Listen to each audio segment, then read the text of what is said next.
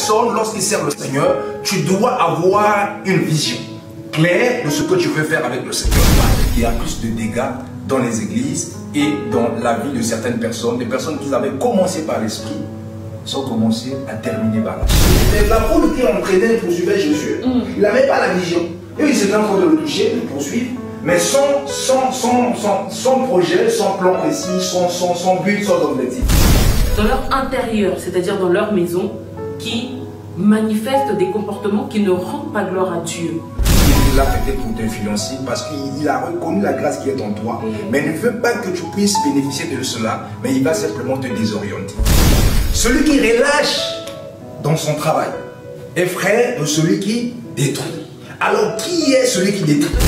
Une personne peut venir avec une doctrine contraire à la doctrine qui est enseignée dans cette église-là, et du coup, on est encore... Il est resté attaché à sa vision, malgré les épreuves. Il n'a pas renoncé à Dieu, malgré ses prix l'ont vendu, il est resté attaché. Alléluia, amen, gloire au Seigneur, bien-aimés dans le Seigneur. Nous sommes très très heureux du Saint-Esprit, ce qu'il a fait ce soir, ou ce matin, de partout de là où vous nous regardez. Écoutez, la Bible dit ceci, Corinthiens le chapitre 15, le verset 58. Ainsi, mes chers frères, montrez-vous fermes et inébranlables. Soyez toujours plus actifs dans l'œuvre du Seigneur, puisque vous savez que la peine que vous vous donnez dans la communion avec le Seigneur n'est jamais perdu.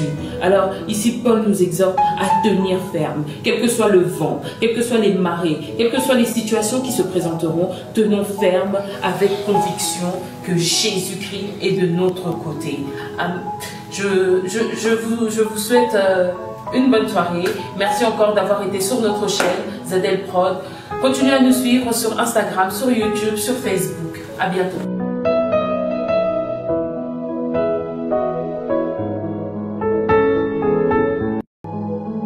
Shalom peuple de Dieu, shalom frères et sœurs, mesdames et messieurs, nous vous souhaitons la bienvenue sur notre chaîne ZL Prod. Aujourd'hui nous voulons traiter sur le thème « Ne suivez pas le vent ». La Bible dit ceci, Galates 5, le verset 7. « Vous avez pris un si bon départ qui a brisé cet élan pour vous empêcher d'obéir à la vérité ?» Alors nous allons développer sur ce thème. Partout où vous nous suivrez, sur vos smartphones, sur vos téléphones, vos iPads, connectez-vous sur notre chaîne. Likez. Sur Instagram, sur YouTube, sur Facebook. Nous allons recevoir aujourd'hui un serviteur de Dieu que nous allons vous présenter. Bonjour évangéliste. Bonjour ma sœur opportune. Nous sommes contents de vous recevoir sur la chaîne ZL Prod. Aujourd'hui, c'est partagé. Nous voulons traiter sur le thème « Ne suivez pas le vent ». Alors, beaucoup d'enfants de Dieu, beaucoup de peuples de Dieu suivent des personnes, même au sein de l'Église, qui sont influencés par l'attitude, par les paroles, par les comportements de certaines personnes. Alors, tandis que la Bible nous dit de ne pas suivre le vent. Il nous dit que nous qui avons pris un si bon élan, qui a brisé cet élan? On a pris un si bon départ, qui a brisé cet élan? Alors, nous aimerions savoir la pensée du Seigneur au travers de vous aujourd'hui. Mesdames et messieurs, le serviteur de Dieu, évangéliste Prince Kouka, va nous parler du coup de la part du Seigneur. Gloire au Seigneur, nous bénissons le Seigneur. Shalom, peuple de Dieu. Je suis l'évangéliste Prince Kouka, comme ma soeur opportune vient de me le présenter au cours de cette émission de la chaîne Z Pro. Alors, c'est vraiment une opportunité pour moi. Je suis maintenant dans un cadre d'évangéliste pour pouvoir répondre à ces questions. Par la grâce du Seigneur, je crois que vous serez bénis. Et par la grâce du Seigneur, vous qui nous suivez de partout, dans n'importe quel support actuellement, que Dieu se souvienne de vous et qu'il vous bénisse. Alors, je bénis le Seigneur pour cette opportunité qu'il m'a accordée. Et merci pour ce beau privilège, pour essayer de pouvoir faire comprendre aux enfants de Dieu, et surtout ce beau thème de suivre le vent.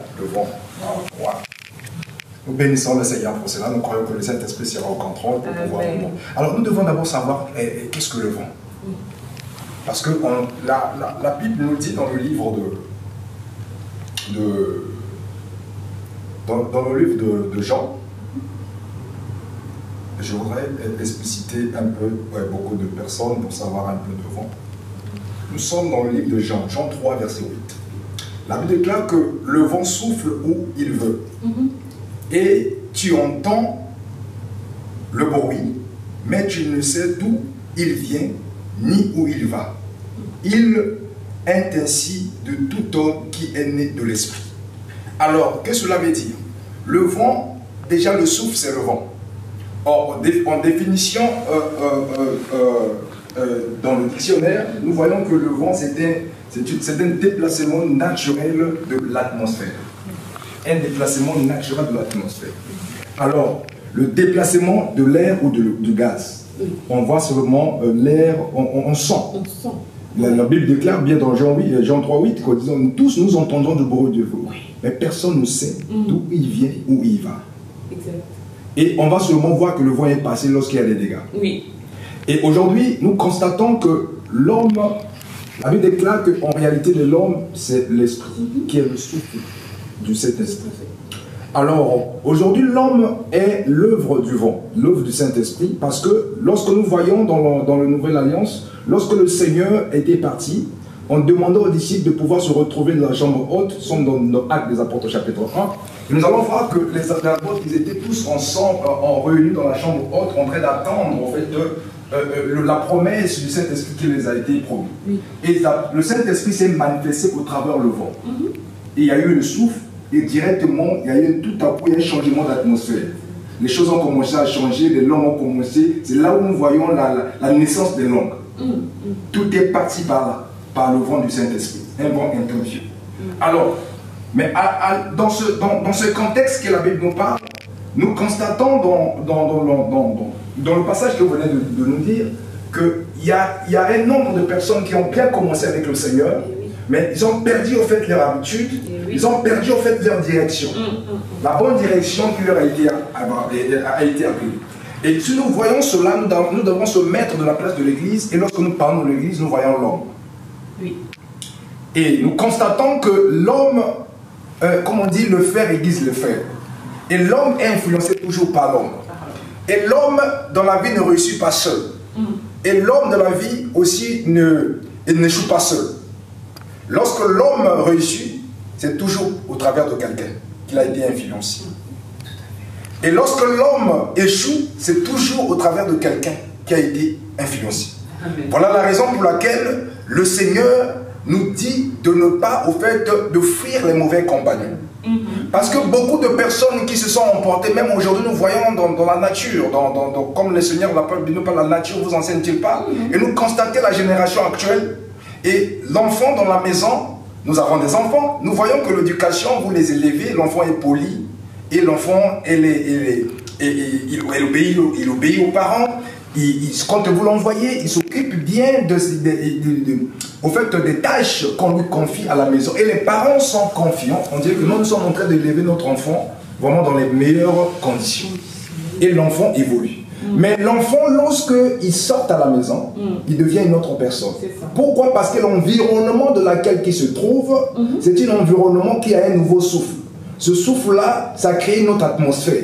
Cette atmosphère, soit il sera avec des bonnes personnes qui vont l'élever vers la réussite, soit il sera influencé par des mauvaises personnes qui vont le pousser vers la chute. C'est pour ça qu'on dit de nos enfants, on leur donne une éducation à la maison, et à l'extérieur, ils ont une autre éducation. Gloire au Seigneur. Ouais. Voilà la raison pour laquelle nous constatons cela, et que ce constat-là se retrouve dans l'Assemblée de Dieu.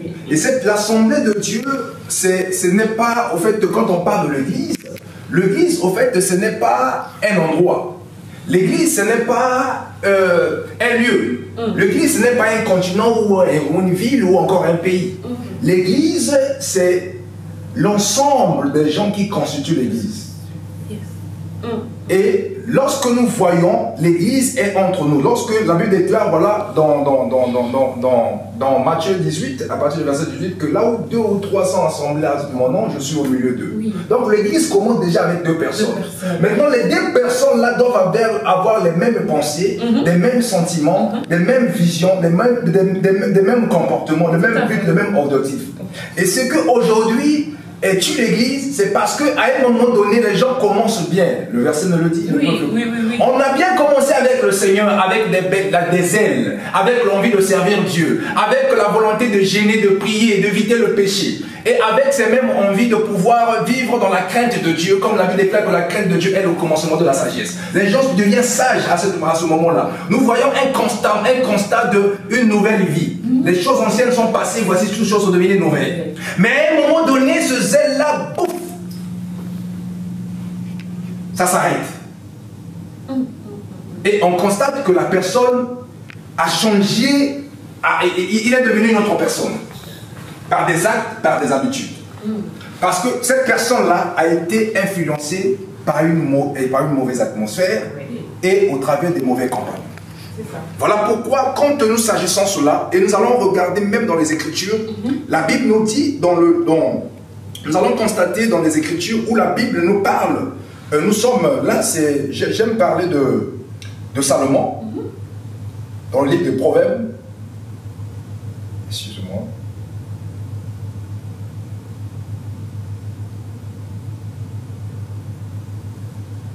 nous parlons de Salomon. Et Salomon nous dit dans le livre de Proverbes que celui qui relâche dans son travail est frère de celui qui détruit. Nous sommes dans Proverbe 18, verset 9.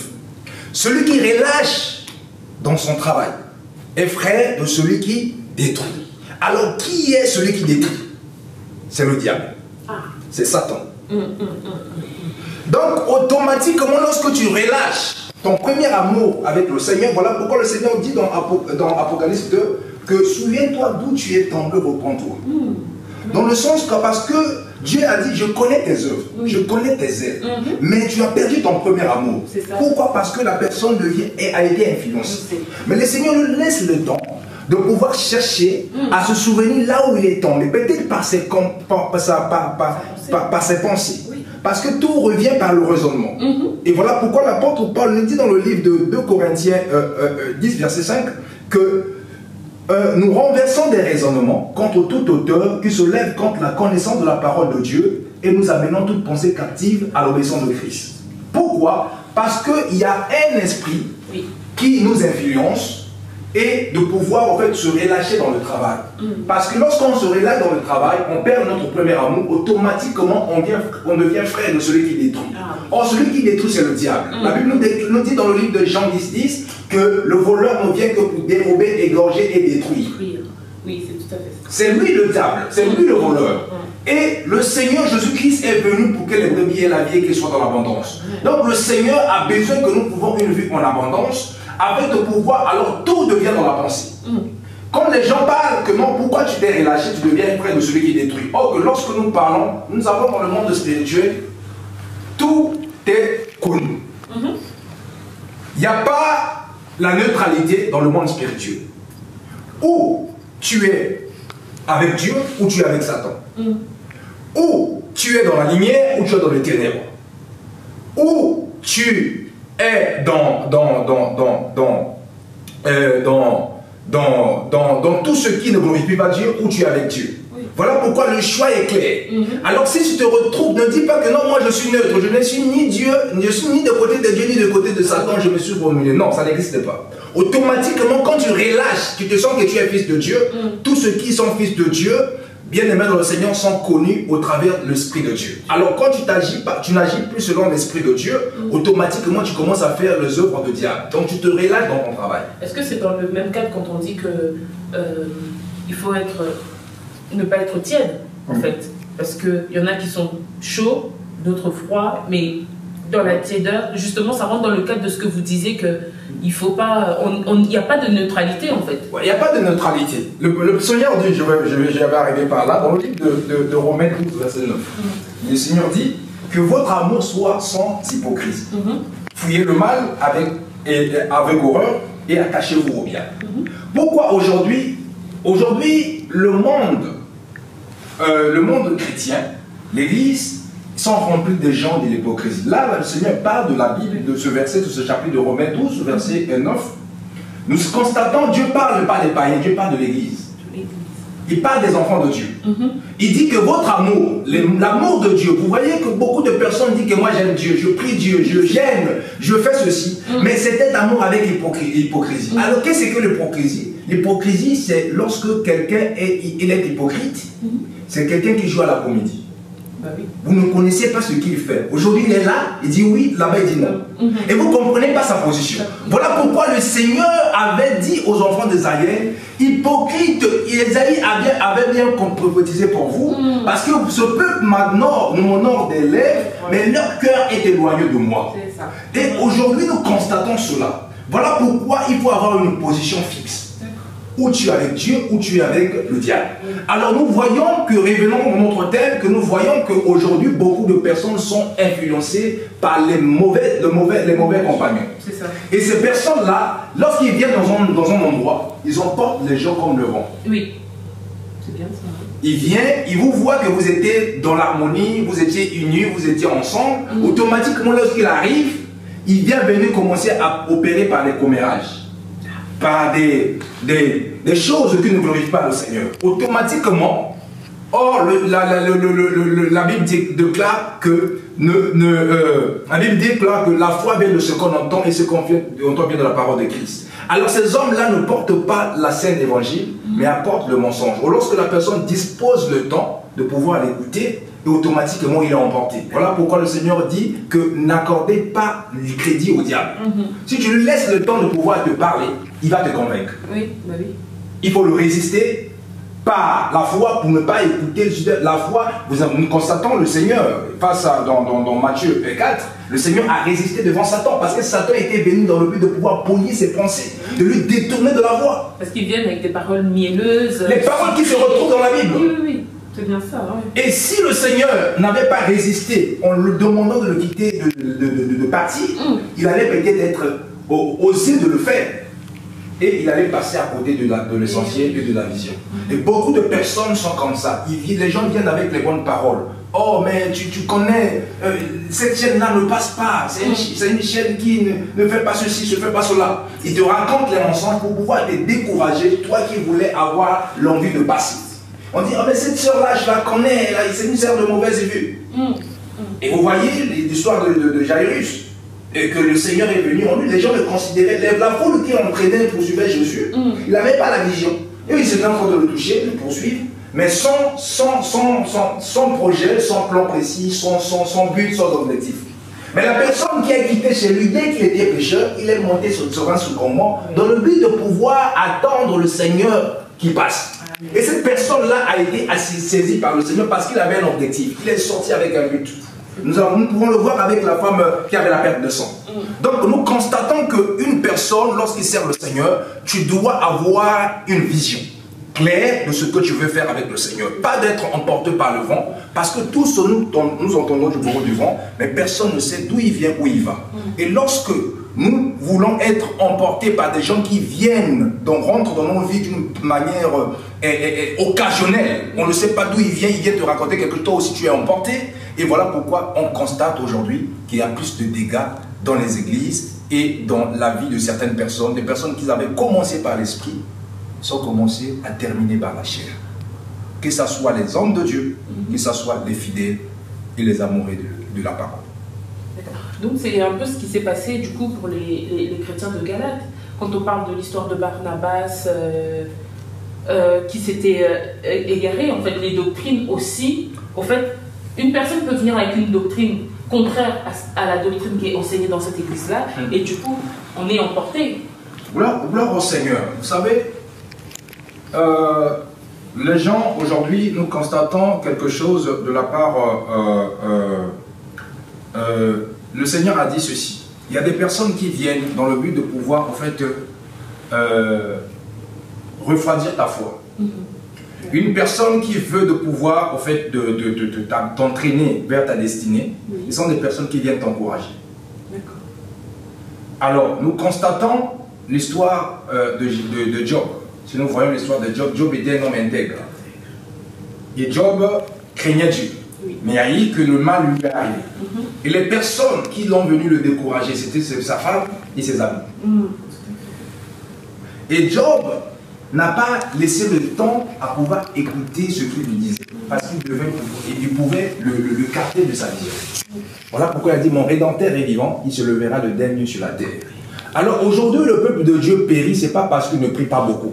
Ce n'est pas parce qu'ils ne savent pas, ils ne vont pas à l'église. Ce n'est pas parce qu'ils ne gênent pas. Ce n'est pas parce qu'ils ne donnent pas la vie.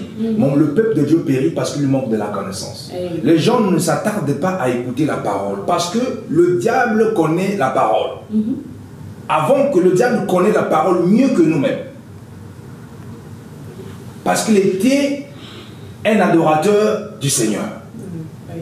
Et le diable connaît la parole. Le diable sait les promesses qui nous attendent. La manière dont le diable ne peut jamais, au fait, les ravir, les prendre.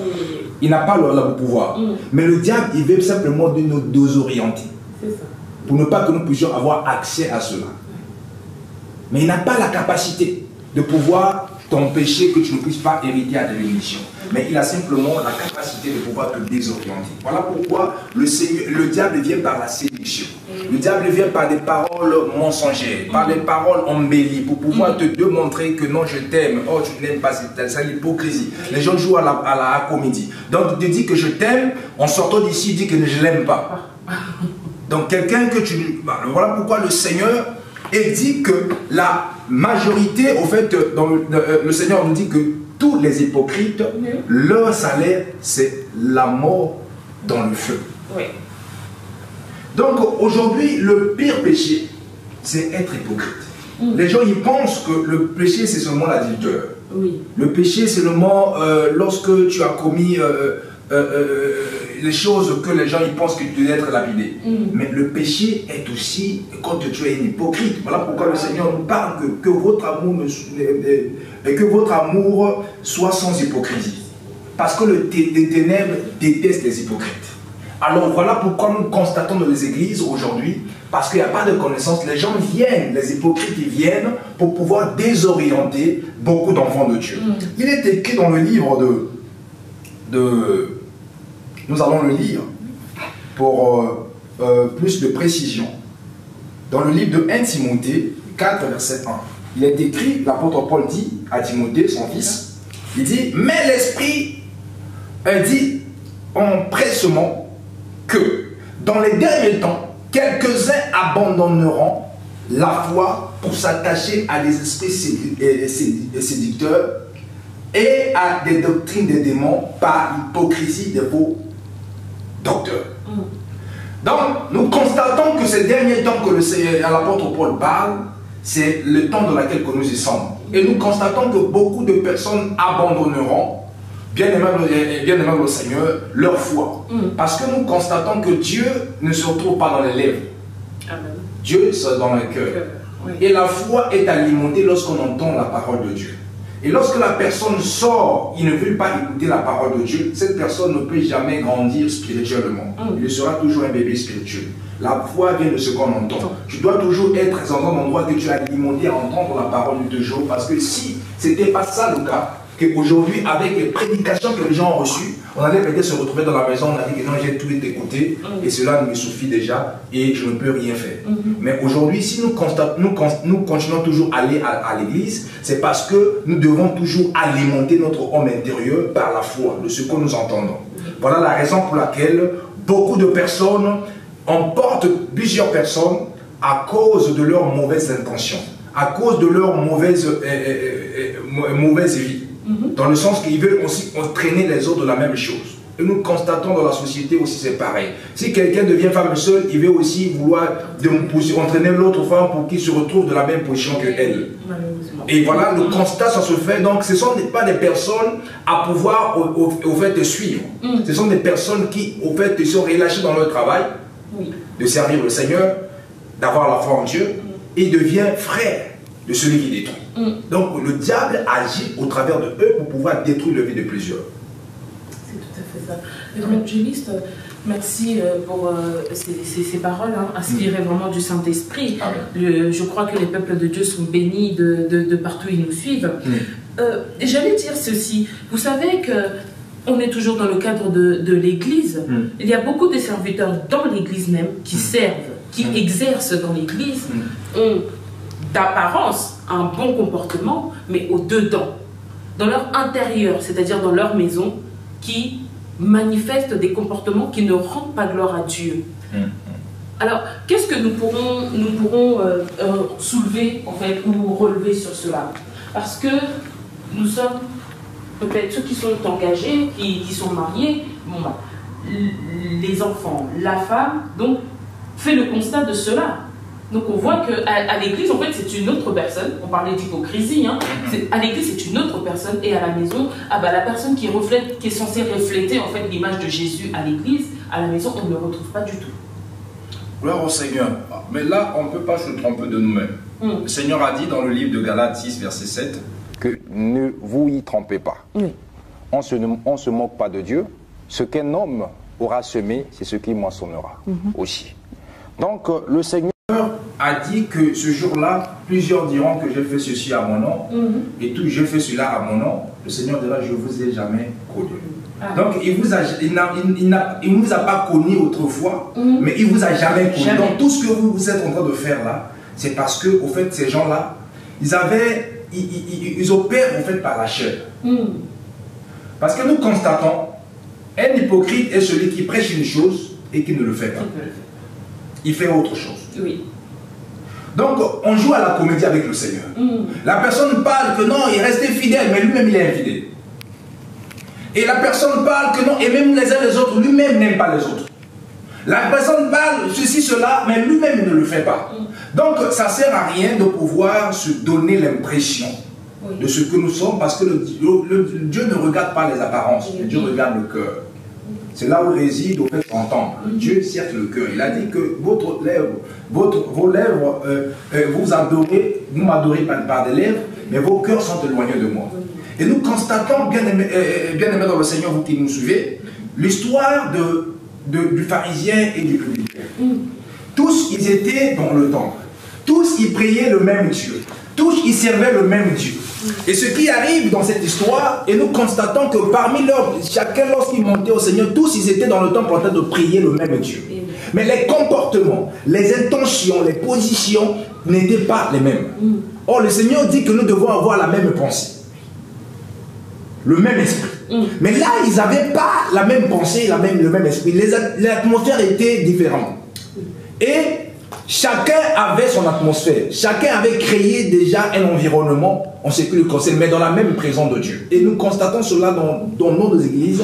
Aujourd'hui, il y a des gens qui ne sont pas animés par le même esprit. Nous constatons qu'aujourd'hui, et dans les églises primitives, les disciples, ils étaient tous assemblés dans la chambre haute. Ils avaient le même esprit en train d'attendre le même esprit.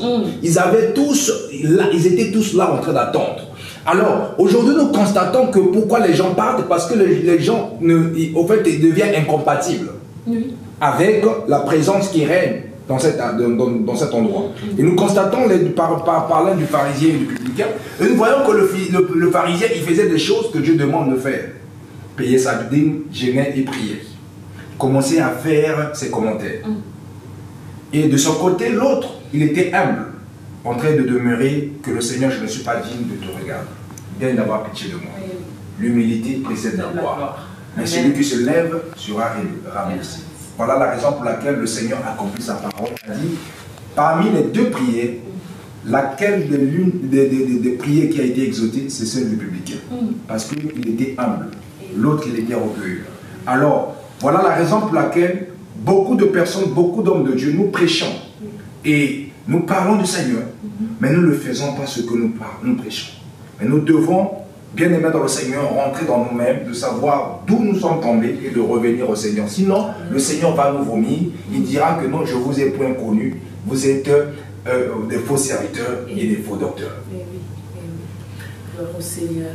Vraiment, peuple de Dieu, soyons attentifs à ces enseignements qui vraiment va changer notre vie, va changer notre quotidien, parce que nous avons besoin justement de grandir. Comme le disait l'évangéliste tout à l'heure, nous ne connaissons pas la parole de Dieu. Ce n'est pas parce que nous prions moins, ce n'est pas parce que nous servons le Seigneur moins, c'est parce que nous n'avons pas en fait la connaissance de la parole de Dieu, en fait.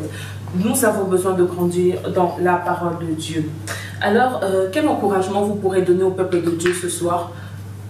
Bon, l'encouragement que je voudrais peut-être donner à quelqu'un ce matin et aussi ce soir, peu importe l'heure à laquelle il va nous suivre, que le Seigneur revient bientôt. Nous devons racheter le temps car les jours sont mauvais. Et nous devons fuir le mal. Amen. Et nous constatons que beaucoup de personnes, malheureusement, sans être en train d'être emportés par le mauvais vent. Ça, tout à l'heure, nous avons parlé du vent, parce que le Seigneur parle des dons des derniers temps. Nous sommes dans le livre de 2 Timothée 3, verset 1 à 5, que le Seigneur dit, sache que dans les derniers temps, il y aura des temps difficiles, car les hommes seront égoïstes, amis de l'argent, fanfarons, hautains, blasphémateurs, rebelles à leurs parents, ingrats, irréligieux, insensibles, déloyaux, calomniateurs, intempérants, cruels, ennemis des gens de bien, traîtres, emportés, enflés d'orgueil, aimant le plaisir plus que Dieu, ayant l'apparence de la piété, mais régnant ce qui fait la force. Éloigne-toi de ces hommes-là. Et nous constatons aujourd'hui, les personnes, au lieu de s'éloigner de ces hommes que le Seigneur vient de mentionner, leurs actes, leurs comportements, leurs habitudes, mais les gens aujourd'hui sont ennemis de gens de bien.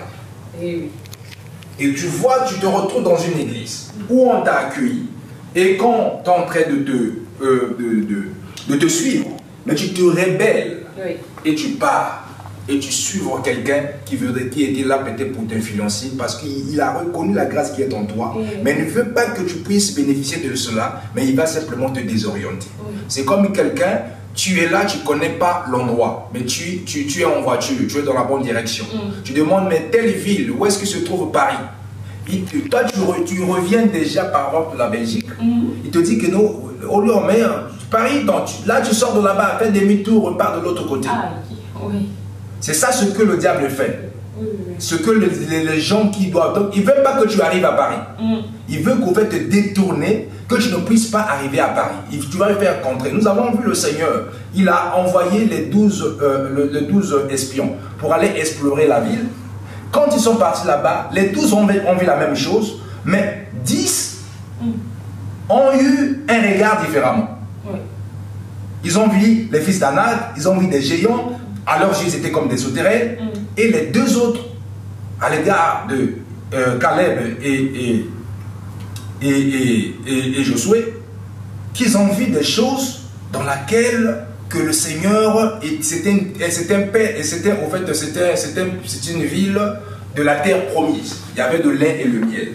Voilà la raison pour laquelle donc, le regard de ce qui a fait la différence. Alors beaucoup de personnes aujourd'hui sont mal orientées parce que les regards des personnes, tous ils étaient des espions, tous ils étaient envoyés par la même personne, tous ils faisaient la même chose, mais tous ils n'avaient pas la même vision. Et beaucoup de personnes étaient désorientées. Voilà pourquoi le Seigneur a dit un peuple sans vision, un peuple qui se laisse aller, un peuple qui marche sans frein. Voilà la raison pour laquelle une voiture qui n'a pas de frein, je vous rassure que vous allez se retrouver même dans la Seine, vous allez se retrouver même ici par haut, parce que vous n'avez pas de frein. Donc évitez de suivre le vent, parce qu'il risquera de vous emporter là où vous n'allez pas maîtriser. Voilà la raison pour laquelle l'encouragement que j'aimerais m'adresser ce soir à une personne et qui est peut-être a perdu son premier amour, je voudrais dire à cette personne de pouvoir se souvenir là où il est tombé.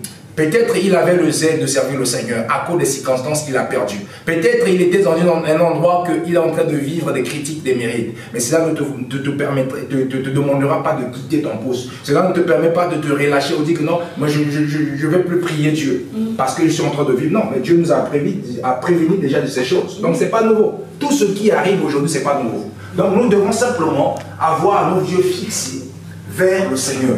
David disait, j'apprenais les mauvais propos de plusieurs. Je suis oublié des cœurs comme un mort. Et les gens qui complétaient pour m'ôter ma vie. Mais ce qui s'est vu, nous sommes dans Psaume 31, nous allons dire que il a dit, mais ce qui est sûr que mes destinées est entre les mains du Seigneur. Donc il savait que son futur, son destin, celui qui a fait le projet, celui qui a fait la promesse est fidèle. Et il doit simplement fixer ses regards vers le Seigneur. Non, pas parce qu'il a été oublié de quelqu'un comme est mort. Constatez que quelqu'un, lorsqu'il est oublié comme est mort, il n'existe plus. Et aujourd'hui, nous constatons ce genre de personnes. Mais cela ne te poussera pas de pouvoir abandonner le chemin du Seigneur. Même si tu entends que les autres sont en train de comploter pour pouvoir t'ôter la vie, reste attaché au Seigneur. Même si tu penses que non, mais les hommes là sont en train de te pousser, si pas de faire comme nous avons vu le cas de Joseph, il est resté attaché à sa vision, malgré les épreuves. Il n'a pas renoncé à Dieu, malgré ce qu'ils l'ont vendu, il est resté attaché. Donc ce n'est pas, bien aimé, ce que tu vis, ce n'est pas ce qui doit pousser à quitter, à poursuivre. Bien aimé le Seigneur, la vague, elle est mauvaise. Attendez-vous au pire, mais si vous restez attaché. Donc le Seigneur a dit, lorsque tu as bâti une maison qui est sur le roc, quel que soit le vent, la tempête, cette maison restera intacte. Mais si tu as bâti ta foi sur le sable, et cette foi-là, lorsqu'il y a le vent, ça t'emporte. Voilà pourquoi, ayons la foi au roc qui est le Seigneur Jésus-Christ, qui est la pierre angulaire, qui est le rocher des âges et le rocher des siècles, afin de pouvoir tenir ferme contre les ruses du diable. Après cet enseignement, cet encouragement, cette exhortation évangéliste, il y a peut-être quelqu'un qui veut recevoir le Seigneur, parce que les gens nous suivent de partout dans le monde. Il y a peut-être un frère, il y a une dame, un monsieur, un jeune qui veut accepter le Seigneur dans sa vie. Est-ce que c'est possible que vous puissiez faire une prière pour les gens qui nous suivent? Voilà pourquoi je voudrais prier pour toi, là où tu es, et élève simplement tes mains vers le Seigneur, abandonne-toi, je dis Seigneur, me voici, je voudrais faire ta volonté. J'ai été éloigné au loin de toi, et j'ai été relâché dans ton travail et je suis devenu frère de celui qui détruit. Mais en ce jour, j'ai écouté ta parole et ta parole m'a affranchi et cette parole m'a rendu libre. Voilà la raison pour laquelle je voudrais vivre la liberté des enfants de Dieu au travers de cette opportunité qui m'est accordée. Parce que ce que tu es capable de le faire aujourd'hui, ne le fais pas demain. Parce que demain appartient à Dieu. Seigneur, je te rends grâce. Il est écrit que dans leur détresse, que tu envoyas ta parole et que ta parole les a guéris. Voilà la raison pour laquelle je sais qu'il y a beaucoup de personnes qui nous ont suivis en ce lieu. Des personnes qui, Père éternel, qui ont été abattues. Des personnes qui ont perdu leur premier amour. Les personnes qui ont perdu leur zèle. Les personnes qui attendent seulement à la mort et au pire. Comme le cadre d'Élie. Nous avons vu, Père éternel, bien-aimé dans le Seigneur, que des personnes qui ont commis, qui ont été peut-être accusées à tort. Il y a des personnes qui ont été rejetées. Il y a des personnes qui ont été humiliées. Seigneur, je voudrais, Père éternel, plaider ta miséricorde et ta compassion dans leur vie. Car tu as dit, rassemblez-moi mes fidèles qui ont fait alliance avec moi par le sacrifice. Et c'est par le prix du sang que nous avons été renouvelés par cette nouvelle alliance. Voilà la raison pour laquelle, Seigneur, comme tu es fidèle, laisse que toute personne, Père éternel, qui vienne, bien-aimé, Père éternel, comme un petit enfant ce jour, pouvoir se dévoiler, pouvoir abandonner à toi. Seigneur, daigne d'avoir pitié d'elle. Manifeste ta grâce et ton amour, parce que tu n'es pas venu pour condamner, mais tu es venu pour nous sauver. Car tu as dit que, Seigneur, Dieu a tant aimé le monde, tu as envoyé ton Fils unique Jésus-Christ afin que quiconque croit à ton nom ne périsse point, mais qui ait la vie éternelle. Voilà la raison pour laquelle la vie éternelle commence maintenant, ô Dieu de gloire, au travers ici sur la terre, parce que tu as dit que ta volonté soit faite sur la terre comme elle est faite au ciel. Seigneur, commence à relever les personnes qui sont accouchées, qui sont abattues, qui sont paralysées. Commence à relever, Père éternel, toutes les personnes qui ont perdu leur zèle, leur premier amour. Commence à relever les personnes qui ont été emportées par le mauvais vent. Commence à revenir, à ramener des personnes que l'ennemi avait emportées. Mais laisse que Père éternel, car tu as dit que Père éternel, personne ne vient à toi sans que le Père qui m'envoie de la tire et moi je le ressusciterai au dernier jour. Père, commence à toucher les cœurs et les âmes. Même si, Père éternel, des personnes qui ont été déjà ensevelies, condamnées par leurs péchés. Mais je voudrais que par ta miséricorde, par ta grâce, par ta compassion, que tu puisses manifester ta grâce. Parce que tu es le Dieu. Pierre a dit, Paul a dit, le bien que je veux faire, c'est pas ce que je fais. Mais le mal que je ne veux pas faire, c'est ce que je fais. Et quand il s'agit de faire le bien, c'est le mal qui m'empresse. Mais je me sens qu'il y a un esprit qui lutte contre la voie de ma volonté et de mon entendement. Voilà pourquoi, misérable qui je suis, qui me délivrera de ce corps du péché? Seigneur, il n'y a que toi, car tu as dit, Seigneur notre Dieu, si le Fils vous affranchit, vous êtes réellement libre. Commence à affranchir des vies. Partout, Seigneur notre Dieu, des personnes se retrouvent. Même dans des situations compliquées, voire bizarres. Seigneur, révèle-en-le, afin qu'ils puissent être des personnes que tu as appelées selon ton chemin. Car notre mission est de pouvoir dépeupler les ténèbres et de enrichir la lumière. Parce que tu nous as transportés du royaume des ténèbres vers le royaume de la lumière. Que ces âmes que tu es mort à la croix pour eux puissent retrouver cette lumière de vie. Car tu as dit que celui qui me suit ne marcherait plus dans les ténèbres, mais il aura la lumière de vie. Et cette lumière, il est claire à partir de maintenant et à jamais. C'est par ton nom que j'ai ainsi prié. Je dis Amen. Alléluia, Amen. Gloire au Seigneur, bien-aimé dans le Seigneur. Nous sommes très très heureux du Saint-Esprit, ce qu'il a fait ce soir ou ce matin, hein, de partout de là où vous nous regardez. Écoutez, la Bible dit ceci, 1 Corinthiens, le chapitre 15, le verset 58. Ainsi, mes chers frères, montrez-vous fermes et inébranlables. Soyez toujours plus actifs dans l'œuvre du Seigneur, puisque vous savez que la peine que vous vous donnez dans la communion avec le Seigneur n'est jamais perdue. Alors, ici, Paul nous exhorte à tenir ferme, quel que soit le vent, quelles que soient les marées, quelles que soient les situations qui se présenteront, tenons ferme avec conviction que Jésus-Christ est de notre côté. Je vous souhaite une bonne soirée. Merci encore d'avoir été sur notre chaîne ZL Prod. Continuez à nous suivre sur Instagram, sur YouTube, sur Facebook. À bientôt.